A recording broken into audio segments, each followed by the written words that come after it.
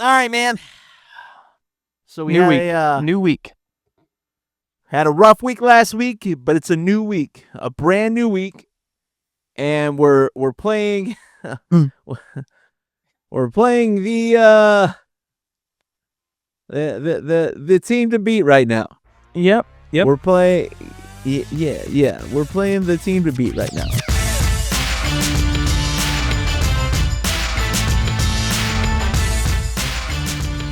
And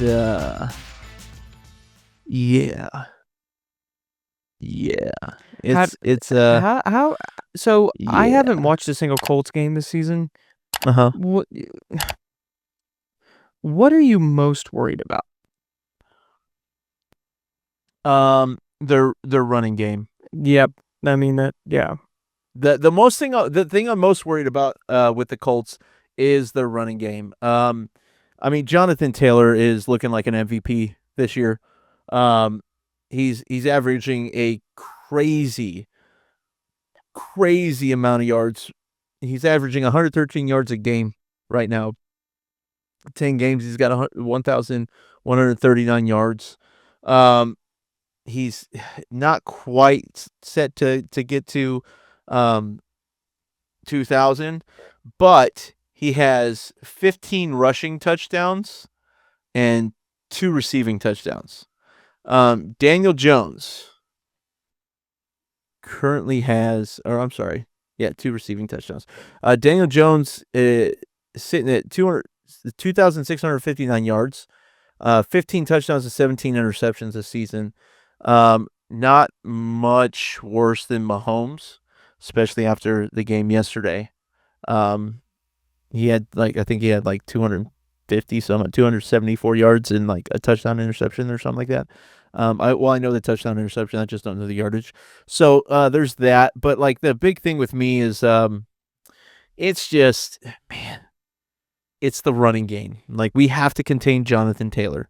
If we don't contain Jonathan Taylor, we got to force Daniel Jones to pass, right? And we got to hold Jonathan Taylor to not scoring a lot of points. I mean, this was the same. This was the same Mhm. rationale during the Bills game. I mean, you except for with the worst quarterback, but you contain Jonathan Taylor, and then you make Daniel Jones beat us. Yeah, I mean, so you looking at the Steelers game, the Colts only had 55 rushing yards, and Daniel Jones did have 313 passing yards. However, he threw for 3 interceptions. Or he had 342 passing yards. I'm sorry. The sacks is what he had. He was sacked 5 times for 29 yards, but he had 3 interceptions. So forcing Daniel Jones to throw the ball when they can't run it. So the key is going to be getting up early, forcing Daniel Jones to pass the ball by containing the run, and then watch him make mistakes. So not only did he have 3 interceptions against the Steelers 2 weeks ago, he also fumbled the ball 3 times and lost the ball twice. Oh, that's rough. They had 6 turnovers. So the Chiefs gotta get after Daniel Jones, and they have to stop the run. They got to be able to contain Jonathan Taylor. Those are my big keys. So then on the defensive side of the ball, I realized I had not heard anything about the Colts defense this year, and it's because they're middle of the pack. They're 17th in total defense, almost right in the middle. Yep. So compared to the team we just went up against, their defense was really good. Sure, but this is, I mean, they've got good guys on their defense. It's not like they have terrible players on their defense, they've got good guys on their defense. Let's look at some defensive stats here. So looking at their defense, they've got they don't have anybody with more than, it looks like, 4 sacks, and that's DeForest Buckner. DeForest Buckner, man, he's a seasoned guy. He's was it his 10th year in the league? He's on IR right now, though. Oh, he is on IR. Shoot, I didn't realize he was on IR. Well, silly me. So, oh yeah, I forgot. Okay. But I mean, their defense is all right. Right. It's not like they're bad. They're just not good. I mean, they're good. They're not great. They're a good defense, right? When you're middle of the pack, that just means your defense is good. Their defense has been good enough to beat or to allow the offense to score points to beat teams, right? That's what their It's what the Cowboys should be defense trying to do, which is the Right. defense just makes sure you don't lose the game while your offense is Right. steamrolling. So, Right. Well, you look, the two losses they have, or one to the Rams by a touchdown, and then one to the Steelers by a touchdown. Like they've beat so they beat the Broncos, they beat the Chargers. So they have 2 wins against playoff teams right now. Right? The Broncos and the Chargers. And they beat the Chargers by 14, they beat the Broncos by 1. So it's going to be an interesting game, man. I think for us, for our team, so I already talked about the defensive side. Like, we need to stop the run. We need to get pressure on Daniel Jones, and we just need to make plays in our secondary, right? For our offense, we have to be able to string together plays. We have to not be dropping the ball, and Mahomes has to connect on some deep balls. He has to be able to connect. Because if we're going to make a run in the playoffs, if we make the playoffs and we're going to make a run in the playoffs, the deep ball is what's going to get us going. Because if we don't have a deep ball, then Rashee Rice isn't open in the underneath. Travis Kelce isn't open underneath, right? Well, then we're relying on a run game too. 5-10 yards down the field. We need to be able to connect deep down the field. Yeah. Right? A big thing, I think Tyquan Thornton needs to be getting more snaps. Right? While Xavier Worthy and Rashee Rice were out, Tyquan Thornton was the go-to. And then as soon as they got back, he got 4 snaps like 3 weeks ago. So he needs to be getting a few more looks at least. You know, he shouldn't be getting four snaps in a game. He should be getting, I think he should be getting 25% of the snaps on offense. Will defenses know what he's going to do when he's in there? Sure. Who cares? He still runs a 4.2 40. Let the guy go. You know, let him run, man. Yeah. Let him run. So, but we got to do that, and we have to limit penalties. This is like the 3rd or 4th time this season we've had 10 penalties in a game last week. We have to limit penalties. If we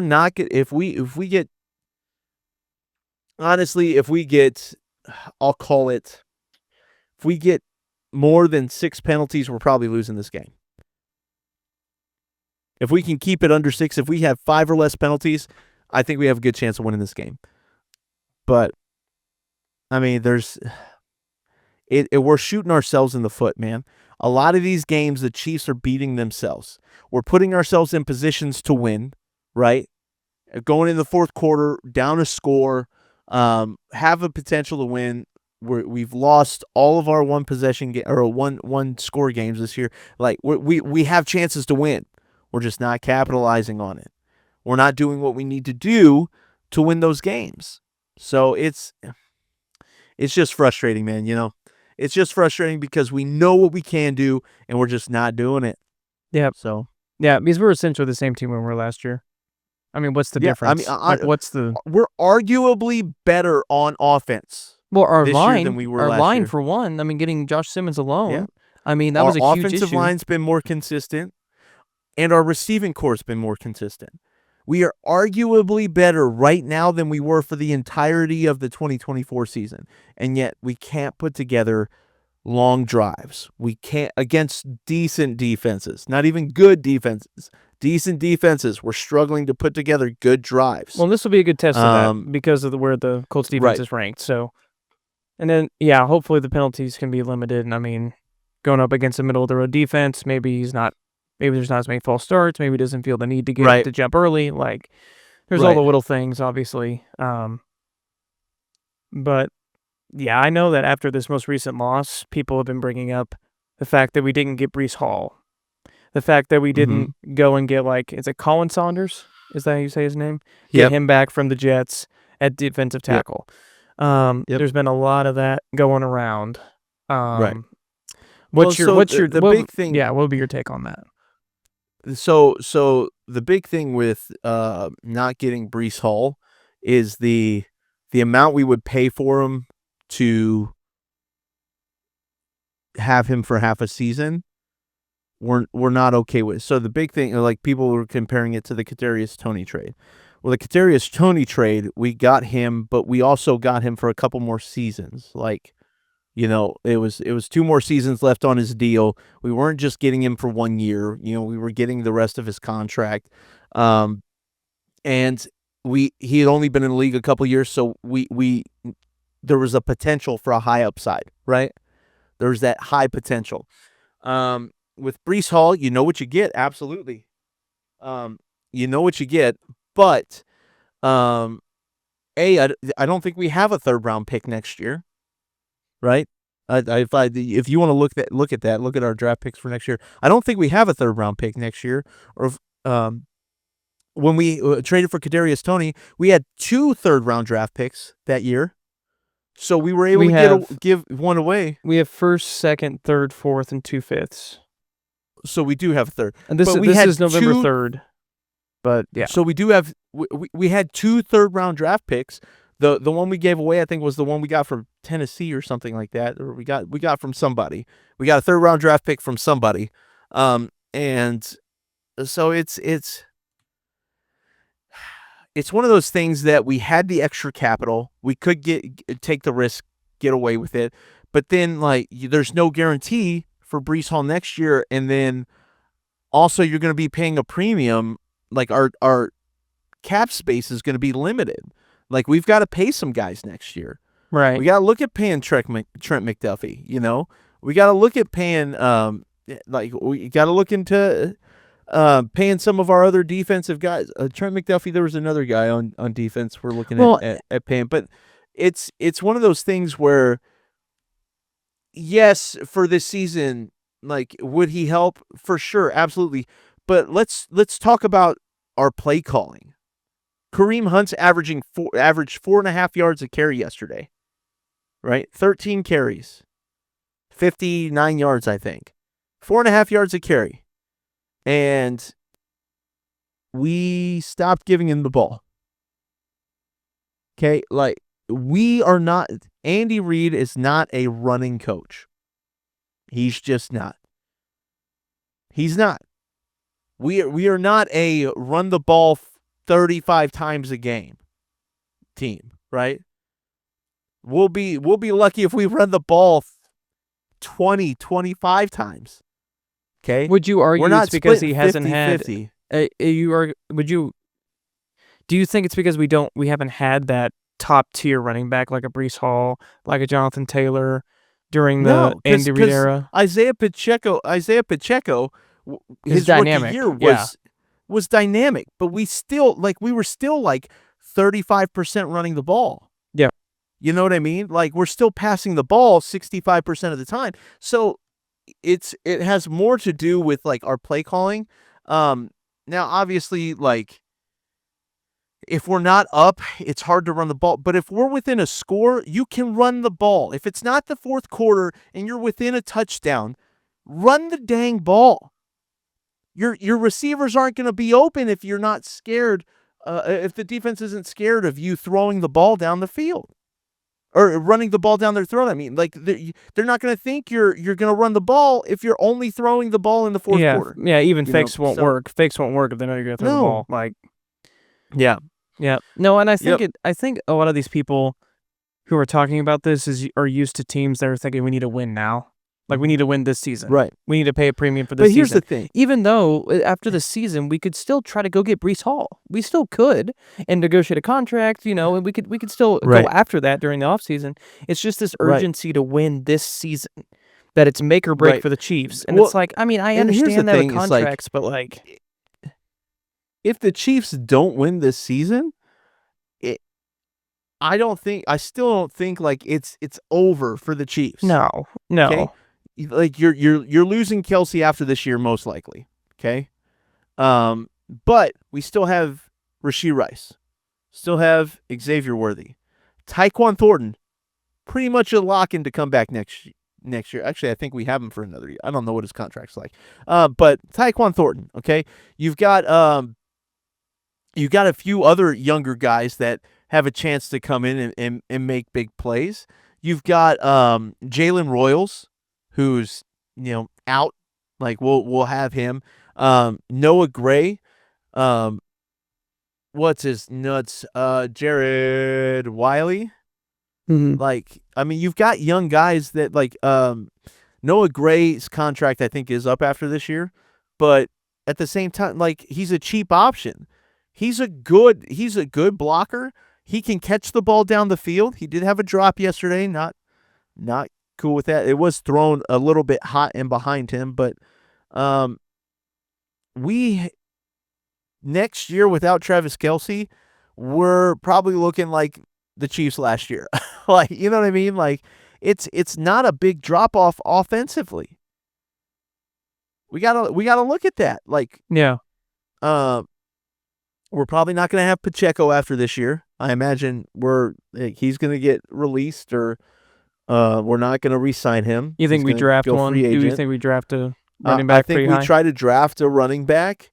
We might try to bring Kareem Hunt back for a cheap deal, because Kareem Hunt, when he gets the ball, Kareem Hunt's a 4.5 yard to carry guy. Yep. Yeah. He's been that consistently. I mean, there was one play on. If he can get us 4.5 yards on first down, awesome. That sets us up for 2nd and 5, 2nd and 6. That's a great position to be in. There was one play yesterday where Rashee Rice got the ball and tried to run it, and he ran right into a wall. And with Kareem Hunt would have broken through and gotten 2 or 3 more yards. Like, the fact that I know that about Kareem Hunt, that it's like he can push through and get that initial extra couple contact yards. is not going to stop. There was once I think he was stopped on the initial contact yesterday. Right.